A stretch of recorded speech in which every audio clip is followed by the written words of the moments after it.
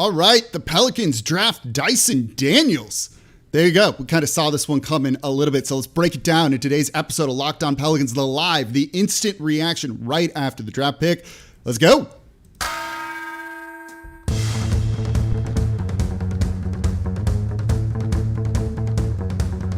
You are Locked On Pelicans, your daily New Orleans Pelicans podcast, part of the Locked On Podcast Network, your team every day. Welcome to another edition of Locked On Pelicans, the daily podcast covering your favorite team, the New Orleans Pelicans at NBA, part of the Locked On Podcast Network, your team every day, available wherever you get your podcasts and available on YouTube, where we are live right after the Pelicans make their selection, 8th overall, Dyson Daniels. We're going to break down this pick, why they liked him, what he needs to work on, how he fits with the team. We're going to cover it all, and I see you all in the chat. Thank you all very much for being here, and we're going to answer your questions too. So please throw them into the chat. We'll answer as many as we can, and we're just going to break it down. What do you think? Let me know in the chat right now. Do you think this is a good pick, bad pick? Would you have liked someone else? And of course, thank you for making Locked On Pelicans your first listen today and every day. We're free and available wherever you get your podcast, Monday through Friday, covering the draft like no one else right now. We've done a ton of draft profiles. We've broken it down about trades, which didn't end up happening, all the sort of potential here. It was a lot of fun covering this, and now the Pelicans get their guy. And I think that's the easiest way to say this, right? The Pelicans got their guy, and the draft broke perfectly well for them. It got a little bit dicey what could happen at 7 overall with the Portland Trailblazers, but they ended up taking Shaedon Sharpe. And once that happened, you knew this was going to be Dyson Daniels to the Pelicans. This was the first guy they really brought in that was kind of a top 10 pick for a workout, a guy they clearly kind of evaluated early on in the process and really seemed to like. And he adds a lot of what you want this team to kind of take. And he fits a lot of the draft profile that David Griffin recently spoke about on the Ryan Russillo podcast, right? Some international flavor, whether it's being international, playing some international basketball, or whatever it might be. This was a guy they think will fit in New Orleans very well. They value positional versatility, something that Dyson Daniels brings. And of course, they think they can bring along his three-point shooting, which honestly is the biggest knock on him right now. So, let's get into some of the specifics about Dyson Daniels. 19 years old, played for the G League Ignite last season, measured at the combine 6'7.5" with a near 6'11" wingspan. This is a guy who's great defensively. And I think first and foremost, that's something that the Pelicans value. They like to see those defensive guys who kind of make their bread, earn their living on that side of the ball. They want guys that are going to go out and play hard-nosed defense. It's why they drafted Trey Murphy at 17 last year, a guy they wanted to try and draft potentially top 10, but probably couldn't have taken him right there. They wanted, Herb Jones in the second round, and I'm going to be curious to see what they do. I see someone just said, Jang got taken by the Knicks. I don't have the draft up right now as I'm doing this, so I'm going to be behind on a couple of picks. So if something happens, y'all need to tell me and let me know if there's some sort of trade or something like that. But I don't see the Pelicans trading this pick whatsoever.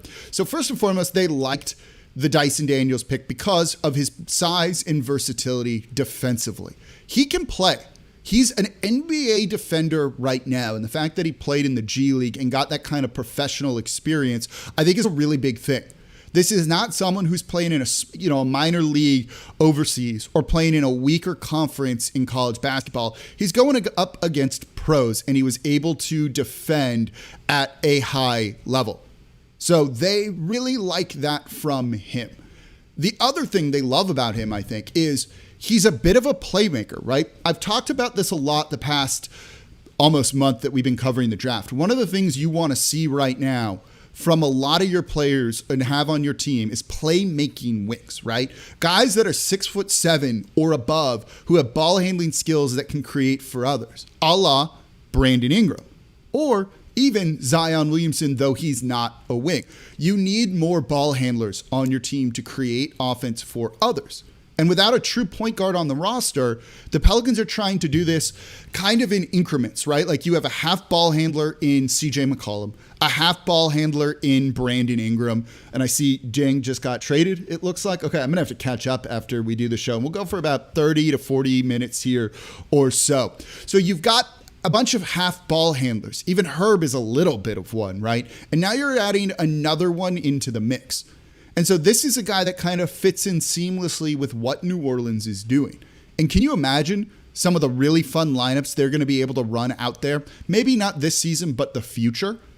A bunch of guys who are all going to be 6'7" and bigger and can guard and can play multiple positions. You're almost going like pure positionless basketball in a sense. They can all play make to a certain degree, and they all have offensive strengths. And that's definitely why Dyson Daniels really fits in. And I think it's the type of guy that kind of has strong basketball IQ. And we've thought for years, right? New Orleans has needed to upgrade in that area. They've needed to upgrade on the basketball IQ. And when you watch Dyson Daniels play, well, he definitely has that, right? A very strong feel for the game. He's a guy that goes out and just absolutely hustles. And he plays, I think the best way to describe it is like under control, right? You've seen some guys who kind of lose their handle, play a little bit wild. That is not the case for Dyson Daniels. He's a guy that is under control, is poised. You can see him stepping into this team right now and running the pick and roll already. You know, if you want to know if he's going to play minutes right away, well, it's going to be a guy that can maybe orchestrate the second unit a little bit more. We see, tell us his pros and cons here. That's what we're doing. We're talking about the pros and the cons. And I see Jonathan, Mr. Shive here says, Dyson actually drives the ball unlike Lonzo. I want to touch on that in the next segment, on areas he needs to work on. He does, but he has a lot of room to grow there and does need to improve on the way he drives. And I'll break that down for you coming up in the next segment here. But overall, I do love this pick, right? I love this pick for New Orleans. This is one that I thought might happen. I also like Jeremy Sohan, who I saw was taken 9th to the San Antonio Spurs. Once the draft kind of got to 7 and Shaedon Sharpe went there, I don't think there was a wrong move for New Orleans, and this team is in a great spot. And most importantly with this pick, right, they can bring this guy along slowly. I just recorded a Locked On Hit. It might be available on the YouTube page right now. They were going to turn it around and kind of get this professional looking thing coming up. Keith Sagona says, can Fred fix his shot? I'll answer that in the next segment here. We'll talk about his shooting. We'll talk about what he needs to improve for everything. And so, you know, they couldn't do anything wrong here. And they do have the option to bring him along slowly. He's not going to play in the G League next season. I can promise you that. He played in the G League this past year and was good enough to be drafted 8. I don't see him being there. I think he's just going to kind of chill around on this team, not get minutes early on, but I do think he's going to end up getting minutes by the end of the season because his defense is not going to be something that you're going to be able to keep off the court. We heard about, you know, the not on Herb in training camp in Nashville when they were out there. I think you're going to be hearing similar things to Dyson Daniels. So again, let me know your questions in here. We'll really get into those in the third segment. Coming up here next in today's episode of Locked On Pelicans, the live episode of Locked On Pelicans, which is going to count as the Friday show, and I'll probably get a weekend show on depending on what else the Pelicans do in the draft, and I'll be answering your questions live coming up here next. Let's talk about his shot. Let's talk about shooting at the rim, the driving, where he needs to improve, and kind of what the plan is for this team. But suffice to say, I love the pick for the Pelicans. I love, more importantly, the fact they didn't get cute with this. What is something, if you've been a long-time listener or just started tuning in the past month, right, that I've been saying? If your guy is available at 8, screw value, just take the guy you feel best about. And the second Dyson Daniels was there at 8, I'm glad the Pelicans didn't overthink it. They took the guy they liked, and it's as simple as that. So let's talk about the shooting, whether Fred Vinson can fix his shot. Let's talk about the way he attacks the rim. All of those things coming up here next in today's episode of Locked On Pelicans. Before we get to that, though, today's episode of Locked On Pelicans is brought to you by Arcade 1UP. I love this. And now that you're all here in the chat, you got to invite me over if you win this. Yes, win some. So we got big news, right? The one, the only NBA Jam is back. Arcade 1UP, the leader in at-home retro arcade games, is not only bringing the best game ever back, but they made it bigger than ever before with a, wait for it, Shaq Edition machine. I love NBA Jam. If I'm out at one of those like barcades and it's there, I'm playing, I'm looking for other people to play. I'm trying to get 4 people in there all at once. So you get to go jump clear across the court, set the ball on fire in one of the first sports games to ever feature real and digitized NBA licensed teams. No fouls, no free throws, and now it's no quarters required. Compete with friends and family through all new Wi-Fi leaderboards, making you more connected than ever. And pre-order now from arcade1up.com. That's arcade1up.com for an estimated early September ship date. Arcade 1Up, they've got even more classics like Golden Tee, Mortal Kombat, and many others starting at just $3.99. And check this out. This is where you, who's all in here, need to go and do this right now. They're giving away an NBA JAM Shaq edition to a Locked On listener. So enter for a chance to win a game console for your home at arcade1up.com/lockedon. That's arcade1up.com/lockedon. The number 1 is in there. You've got till July 8th to enter to win an NBA JAM Shaq edition. Don't miss out. Enter today. And then are you going to invite me over when you win? Because I'm absolutely going to want to play. And thank you for making Locked On Pelicans your first listen today and every day. We're here Monday through Friday for y'all, breaking down everything you want to know about the NBA draft. And now the newest pick for the Pelicans, Dyson Daniels. The Pelicans going out and getting their guy. Also, shout out Locked On Saints and Ross Jackson here on the live show. One of my favorites. And please, make Locked On Saints your second listen today. Ross kills it. Up and coming star here. And his coverage only going to be better next season. So I'm very, very excited. I see Jason Champagne says, I'm winning that NBA Jam machine. Yes, please go try and register to win. I want it to go to a Locked On Pelicans listener so that we can hang out. We're going to become best friends then. And I can be over there playing NBA Jam at your place. Dyson Daniels, let me know in the chat right here on the live show. What do you think? Good pick, bad pick? Was there someone else you wanted them to take? I saw a couple people saying they liked Sohan. I love Jeremy Sohan. I would have been fine with either one. But when you look at it, I think there's more offensive firepower right now from Dyson Daniels. He's more of a facilitator and less of a defender than Jeremy Sohan is, but not by a ton, and slightly differently. And look, on-ball and off-ball defense is going to be really good when it comes from Dyson Daniels, and he fits seamlessly into this team. I see, why am I not at the Smoothie King draft party? Because I wanted to be right here doing a live show with you all. I could have gone and hung out there, but we wouldn't be doing a live show and you wouldn't be getting the instant reaction here.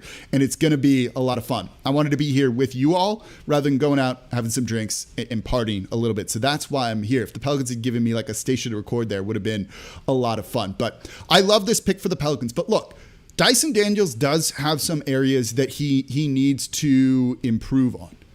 And I think that's going to really be the key for this Pelicans team, developing him, and this being, to use a baseball metaphor, a home run, right? There's a lot of upside here. There's a lot of offensive potential that he hasn't tapped into just yet.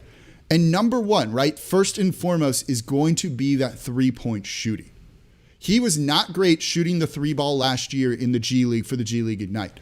25.5% from 3. That number scares you right off the bat, doesn't it? But when you really watch the film, there's a couple of things to keep in mind.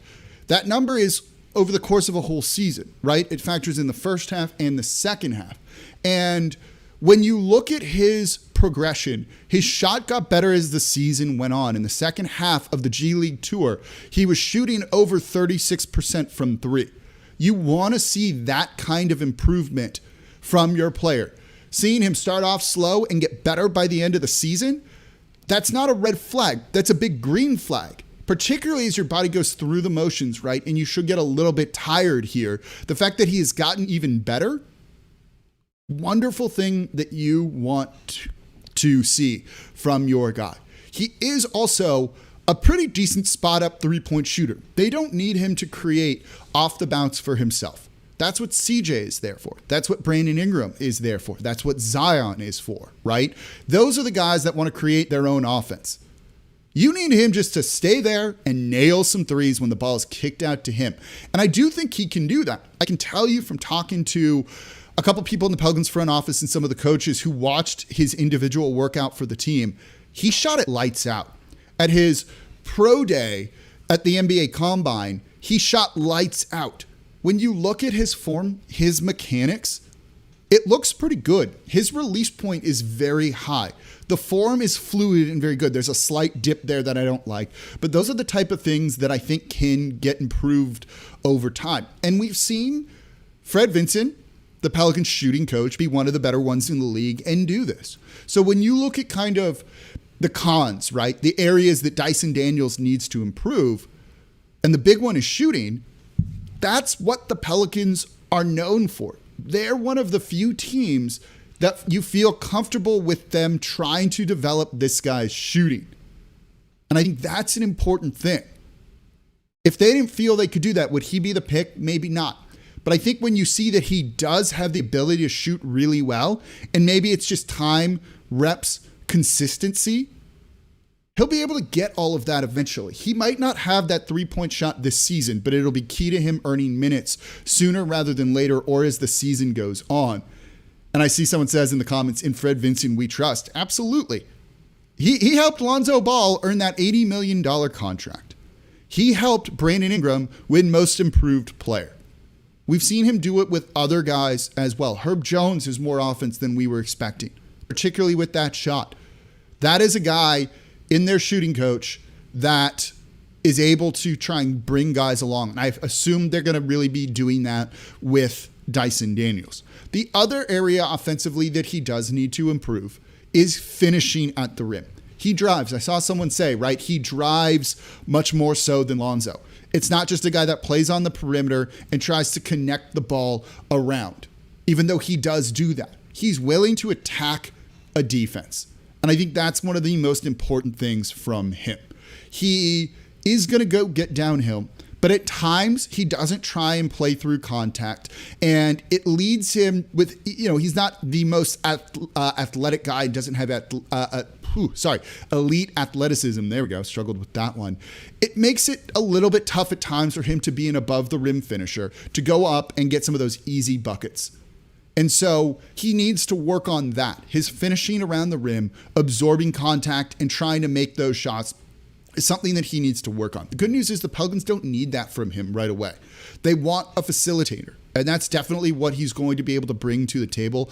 If he can start to hit his threes at a better rate than what we're expecting, he'll get minutes by the end of the year. I don't see him cracking the rotation on game 1. But game 60, you might see him getting minutes, particularly because I don't think you're going to be able to get him off the court with his defense. I think he's that good and he's going to add a lot of what the Pelicans need. And if he shoots at a similar rate to Devontae Graham, who might be on the move, and we'll talk about that in the next segment here, I think that's where you'll see him get these minutes early. And now the Pelicans, as IM says, the Pelicans can put out a lineup on the court with guys all 6'8" or taller. That's insane.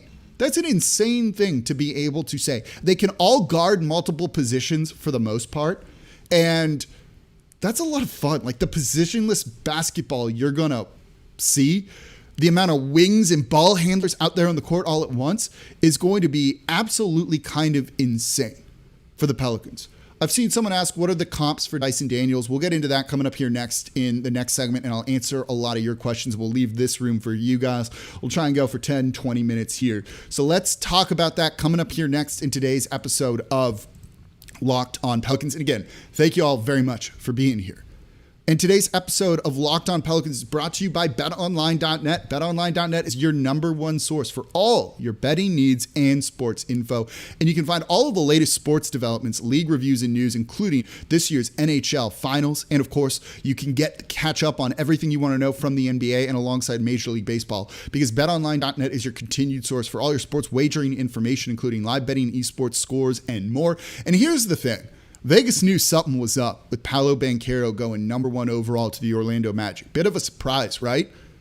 They knew, Vegas knew, you could have made a killing getting some real good odds on Paolo Banchero going number 1 overall. So betonline.net is the fastest and easiest way to check in on all of your favorite sports events, including MMA, boxing, and of course golf. So head to the website today or use your mobile device to learn more about the trends and the action over at betonline.net. BetOnline, where the game starts.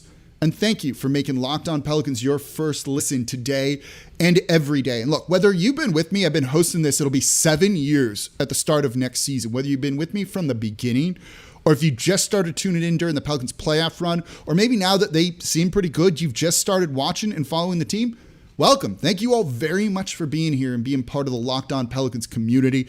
It's been a lot of fun, and it's a great time to be a Pelicans fan right now. So I appreciate you all joining me, an insane number of people right now, live after the draft just happened. So thank you all for being here. And let's answer your questions. Like, shoot them to the chat right now. I've seen Macadone says game 60 seems a little bit late for Dyson Daniels. He's a little bit higher on him. Seems more like game 40. He thinks he's going to start to get some minutes. Alvin Porter asks, what's the reason to believe that Dyson won't get Jose's minutes? You've seen, I think, from most coaches, right? They tend to trust the guys that are there. And I think Jose has earned his minutes going into next season. He signed a guaranteed contract, right? This is a guy they're very high on. They gave him a full NBA deal. I think they feel he can go in and play those backup point guard minutes, right? I think over time, Jose is probably a 15 to 20 minute per game guy, no more than that. He's a little bit undersized, but right off the bat, you probably feel a little bit safer with Jose and the hustle he gives you and that energy guy off the bench. Those type of minutes that he gives you cannot be undervalued and being a spark plug for a team. And so I think that you'll still see him get minutes. I think he's earned those minutes and they want to give him those minutes, and it'll be on Dyson Daniels to kind of earn those minutes through his play. And he can definitely do that eventually. But as someone just says here, right, whose minutes might he take? It's probably Devontae Graham, and I've seen a couple of you saying, do you see the Pelicans trading Devontae Graham today? Maybe, maybe not. If a deal was going to happen, it was probably going to get done with the 8th pick, and I'm very behind. I don't know quite what's going on in the draft right now. I'm about 30 minutes behind on it. I don't see him being traded right now. The Pelicans were going to do that probably in a trade down move, dropping from 8 to 12 and including Devontae Graham in that to give, say, the Oklahoma City Thunder the option to move up. Now that that's off the board, because I don't see them trading Dyson Daniels because it's very clear that he is their guy, it probably doesn't happen tonight. But they need to make a move, right? Because here's the issue. And I talked about this on the hit that might be on Locked On Pelicans on the YouTube page right now. I'm not sure if it is or not. They don't have any roster spots. If they want to sign anyone in free agency, someone on the current roster, including Dyson Daniels now, needs to go. And so it remains to be seen who that might be. Someone is going to need to go, but certainly the two people that could, the most likely, I guess the three most likely, would be Devontae Graham, Jackson Hayes, and potentially Kira Lewis Jr., depending on how they feel about him coming back from his knee injury. I don't think any of those three have very much trade value around the league and might be all negative. So you might need to kind of include a future pick or something like that to move one of them.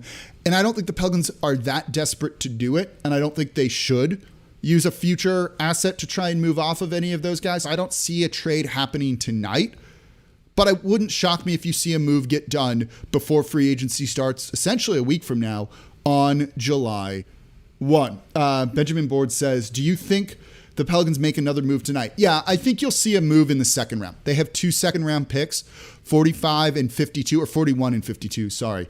I don't think they want both of those. I think they'll probably try and, I think they'll try and use both of them to move up, maybe get a guy that could have been in the first round that has slid to the second.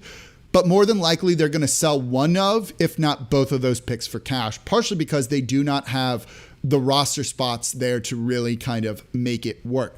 I think the reason they might move Jackson Hayes, because everyone is asking, is because you don't want to pay him.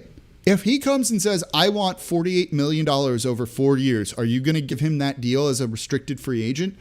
I'm not.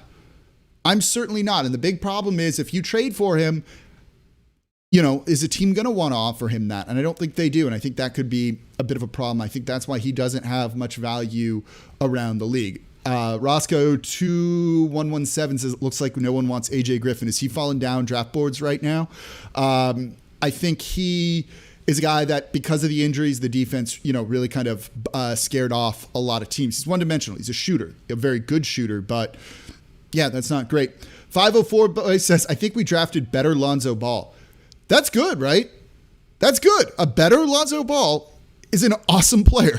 I got no complaints about better Lonzo Ball. I think that's if you want to make that the comp, which I don't think it is, No complaints about better Lonzo Ball. Shane Mitchell asks, who does Dyson Daniels remind you of? I guess better Lonzo Ball is a good one. You see shades of like a taller Derek White there, a more versatile Derek White, I think. You see kind of Evan Turner in him a little bit too, and that's not, even though those aren't like the sexiest names, those are good players. I could see him having shades of some like Ben Simmons there, a little bit in there as a tall playmaker out on the wing, though down by a couple of, inches in like less positional versatility there. But that's kind of what you see, like a playmaker out there on the perimeter. Germ says, are you surprised Jeremy Sohan went 9? No, I was really, really high on Jeremy Sohan in our ultimate NBA mock draft. I took him at 8. It was between him and Dyson Daniels.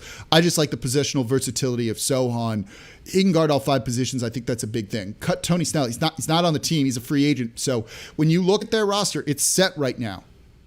Those guys aren't on the team technically right now, or they won't become July 1, but you don't need to cut them. Marcus Smart, you can see that being a bit of a comp for Dyson Daniels, but he's taller and can guard, again, more positions than just the backcourt. He's a playmaking wing, right? Like his comp is somewhat similar, I think, to Brandon Ingram to a certain degree.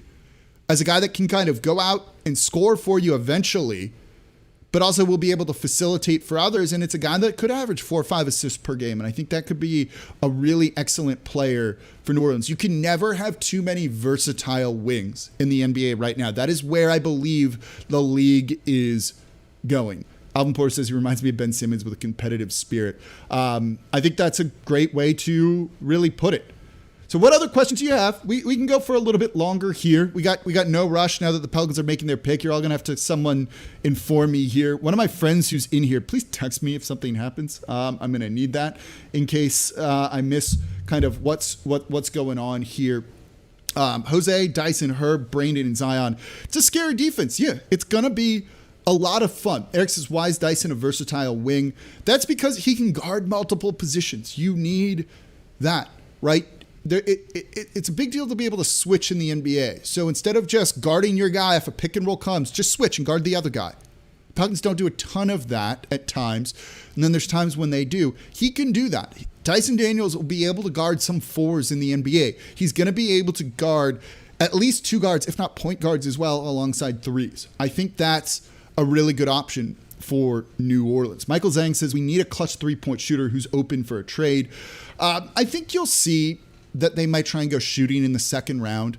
There's a couple of guys they could go out and get in that second round depending on what they do with some of those picks, and we'll see how this plays out in the draft. And I'll probably have a show out on Saturday looking at what they do in the second round, if there's a guy there, even if it's just a kind of short sort of a quick little hit on the guy. But there's like Johnny Juzang, who's out there, who's a 3-point shooter, someone they brought in for a workout.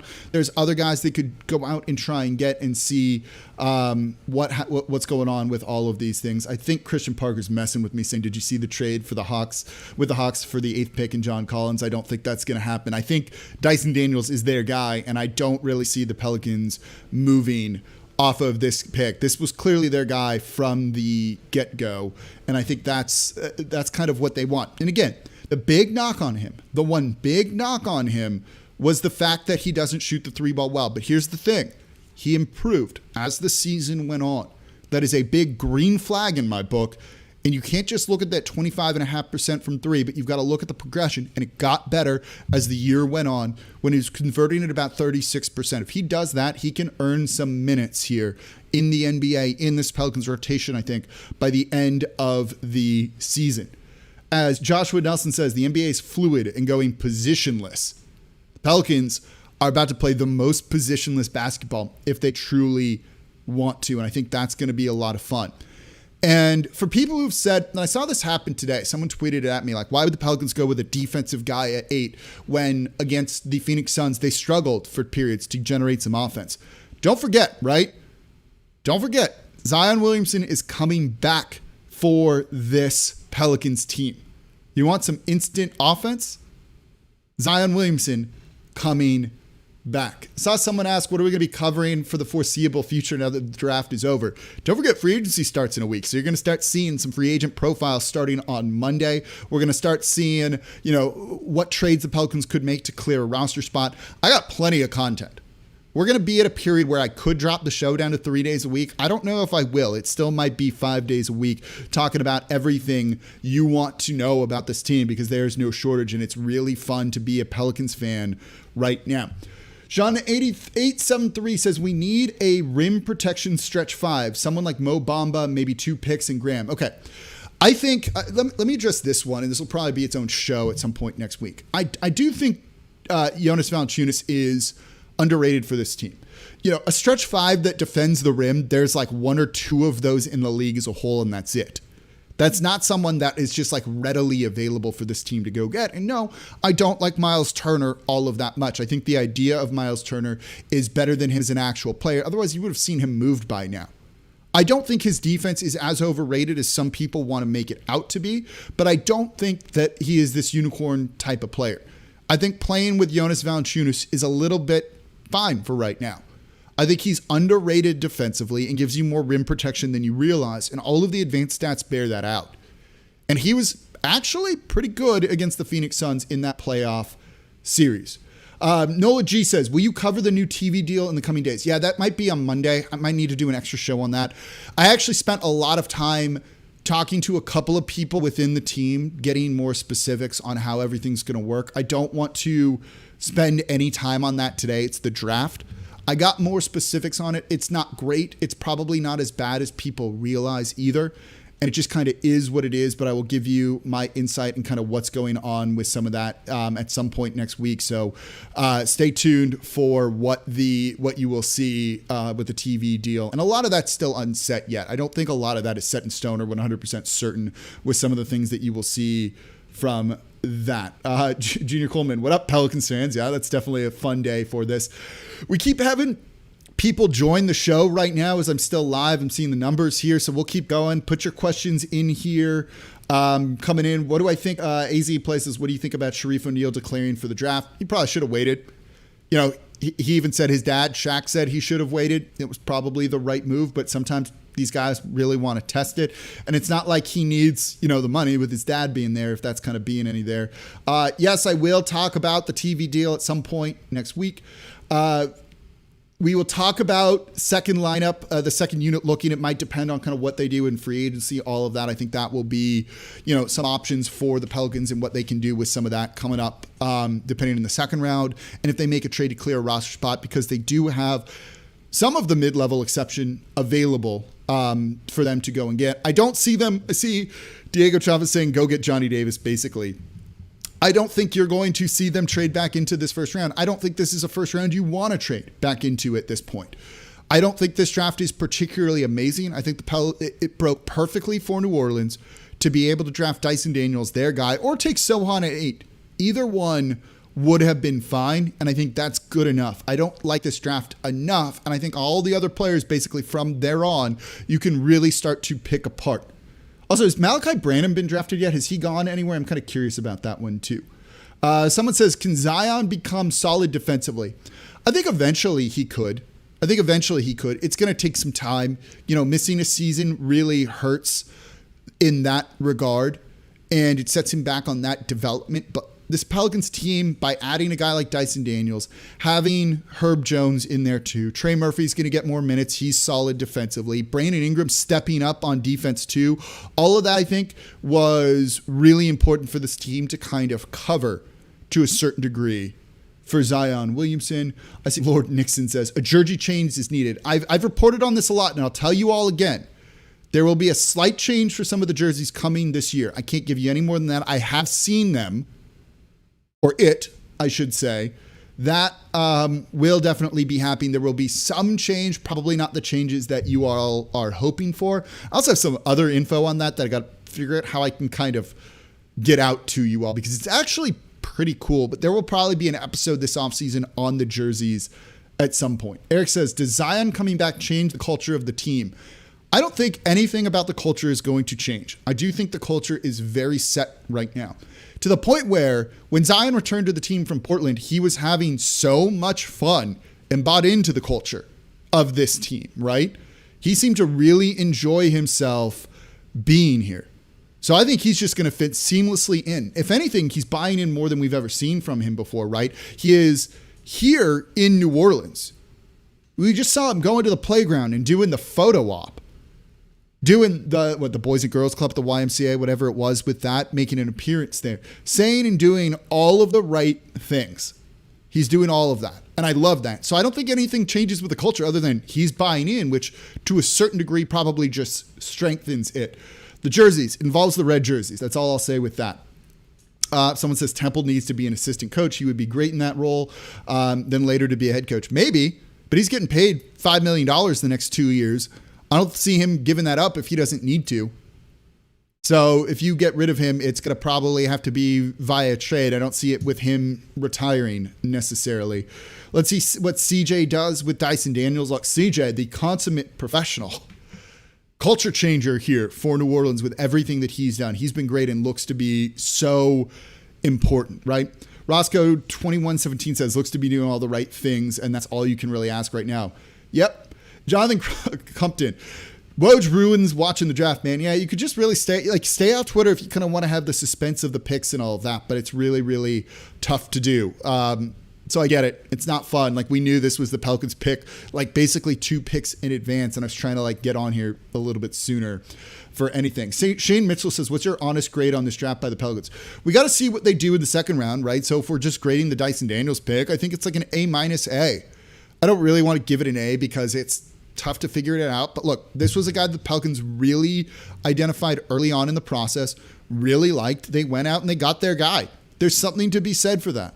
As I'd been saying, don't overthink it. You don't need to get cute. Just draft the guy that you want. The Pelicans did that. I like it. I like everything he brings to the table. I thought he was a top 10 pick.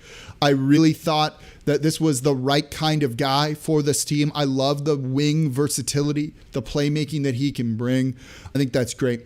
Hey, I'll ask, what do you want to see the Pelicans do in the second round? I don't think it matters. That guy, whoever they draft barely has a chance of making the team. I don't know if they'll end up keeping both of those picks. I don't know if they'll end up making a pick in the second round. I think they would like not to. I think that's kind of the important thing here. I don't hate anyone. I'm just trying to, I can only see and answer so many questions at one time, you guys. But we do these live shows once a week, right? I've been doing them on Thursdays. It is a Thursday. Will be a Thursday again next week too. We'll probably go live right before the start of free agency, so that's going to be a lot of fun. They're usually Thursday at 6 p.m. We went a little bit later because of the draft here, but I wanted to be live for y'all. So let's answer one or two more questions, and we're going to wrap up here and enjoy the rest of the draft, and I can kind of chill a little bit. Did I saw some people said that Dyson Daniels said a lot of really great things about New Orleans. You've got to love to hear that. Eric says, what are the odds the Pelicans pick up a star this offseason? At this point, very slim. I don't see them moving Dyson Daniels. You would almost have to in a trade for a star. I don't really see a big move coming down the pipe for New Orleans at this point. It's going to be a relatively quiet offseason. You may see a guy like Devontae Graham shipped out, but more to create a roster spot for them to sign someone with a mid-level exception in free agency. That's going to be the extent of it. Keith asked, did I get my snowball today? No, I was too busy doing draft stuff and prepping for all of this. You wouldn't believe the amount of work that goes into doing all the prep work. When you see me do like a 20-minute show on there, I've probably spent about an hour kind of planning that show out. There's a lot of work that goes into behind the scenes here. I've seen the Zion Voodoo shoes. I don't particularly love those, though I do like the Zion 2 more than the Zion 1. I wouldn't recommend canceling your Built Bars because they are awesome. They're delicious. I ate one of those today. Needed some fuel before the draft to kind of keep me going because it's still going to be more coverage here. This is a good question to end on. Here's a great question to end on. This comes from Plunky Morris. When do you think Zion's going to sign that max contract? You know, I've been a proponent, and I've said this, that just give him a full unrestricted max. I would offer him full 5 years, fully guaranteed, because look, those injury protections are only in there if you cut him. If you don't cut him, he earns all of the money, and they're never going to cut him. Barring like a leg being amputated, you will never see them cut Zion Williamson over the course of this deal. At that point, just give it to him fully guaranteed and don't let him have a player option. I'm sure they've already talked to him about this. Full 5 years, fully guaranteed, no player option. If he takes that, sign it the first chance you can. I still think this gets done relatively early in free agency. You know, if not, you know, at that midnight, soon after, and we can kind of put to bed, you know, and rest all of those other kind of things. So Appreciate everyone being here. We went a little bit longer than I thought, but that's awesome. You're all still here. I wish we could go for hours and hours, but we'll do another live show next week. We might go live this weekend at some point now that we've got this kind of up and running and it's pretty easy. I love it. It's going to be really fun here. Why did Philly do that with Joel? I don't know. Just give them some protection in case you needed to. Thing was, he missed 2 full seasons, not just 1. There's a big difference there in some of the injuries and the time that he's missed. But we've seen what Zion is capable of when he's healthy, and it sounds like he is fully healthy. So, and you're in a small market. You got to kind of do what you can here. So this has been a lot of fun. There should be another video on the YouTube page right now. If you go there right now, if not right now, very soon, of me with some of our draft experts talking about this pick, why I like it, get the insider perspective on it and the draft expert perspective on it. That's going to be there. And of course, thank you all so much for being here, for making Locked On Pelicans your first listen every day. We're still Monday through Friday covering all of the topics you want to hear. The most important thing that I've been doing right now. It's all relevant, right? We were covering the draft during draft season. We'll get to free agency this time. We're not covering anything that's not relevant to the team. We're tackling the most important topics. We're doing it Monday through Friday, completely free like nobody else. Subscribe wherever you get your podcast. Give me a follow on Twitter if you don't already, @NolaJake. And yeah, I'll be back with y'all probably at some point this weekend to record something on the second round. And maybe once we've kind of heard a little bit from Dyson Daniels, we have some media availability. Tari Eason getting drafted, very cool, out of LSU to the Rockets. I like that for him. That's going to be really great. I'm looking forward to the rest of the draft, looking forward to what the Pelicans do in the second round. A ton of free agency talk coming on Monday, Tuesday, the rest of the week. And yes, we will get into the TV deal too. Again, I have some more inside info on that to share with you, kind of what the Pelicans were thinking, what they hope from all of you. Spent a lot of time on the phone with people today about that, grilling them about that sort of thing. So it's going to be coming. Appreciate everyone who joined me in here. As always, I'm your